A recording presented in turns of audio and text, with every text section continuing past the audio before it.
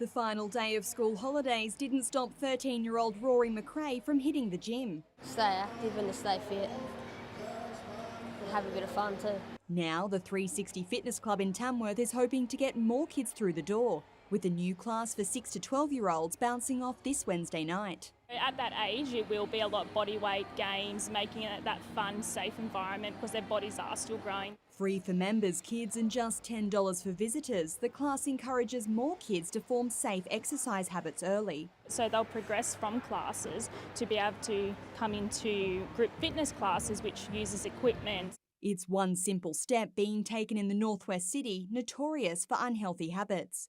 With 4 McDonald's and more than 18 fast food restaurants in Tamworth, price and convenience is often the easy option. And we do have this exposure to high-calorie, energy-dense food, which is all around us. The latest health data suggests nearly 30% of children across the Hunter New England Health District are overweight or obese, compared to the 22% state average, while 69% of adults are overweight. We do have reputation for being not as healthy as many of our metropolitan counterparts.